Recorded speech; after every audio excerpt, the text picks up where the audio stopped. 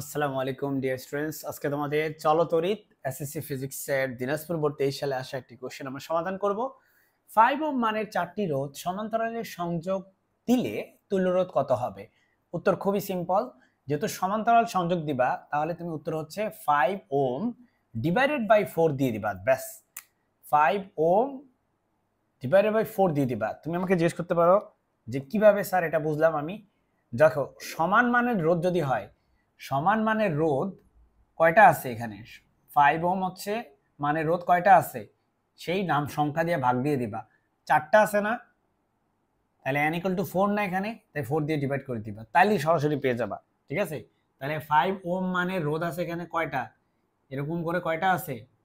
4টা আছে। এরকম করে 4টা আছে, যেভাবে 4টা আছে।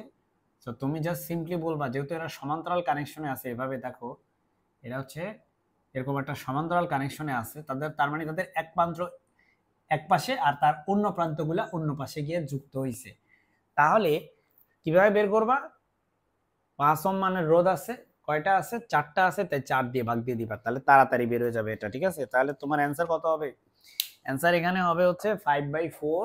তার মানে এটা যদি তুমি ক্যালকুলেটর হিসাব করো, এটা হবে আসলে 4 + 1/4। ক্যালকুলেটর হিসাব করো তুমি, সমস্যা নাই। 4 কে 4 দিয়ে ভাগ করলে হয় 1, আর 1 কে 4 দিয়ে ভাগ করলে হয় হচ্ছে 0.25। তাহলে এটা হচ্ছে 0.25, তার মানে এটা হবে 1.25 ওহম। এটা হচ্ছে অ্যান্সার হবে। আচ্ছা, তুমি যদি চাও ফর্মুলা দিয়ে বের করতে, তাহলে তুমি ওইটা দিয়ে বের করবা। 1/rp = 1/r1 plus 1/r2 plus 1/r3 plus 1/r4, এটা দিয়ে বের করবা। ঠিক আছে, তার মানে 1/r1 মানে কত বলো? 1/5 প্লাস r2 মানেও 5, 1/5 প্লাস 1/5। এত কষ্ট যদি করতে চাও করো, সমস্যা নেই, ওভাবে অ্যান্সার সেম আসবে। তবে এই ট্রিক্স মনে রাখবা, তাহলে একেবারে দেখার সাথে সাথে উত্তর করে ফেলতে পারবা। ঠিক আছে,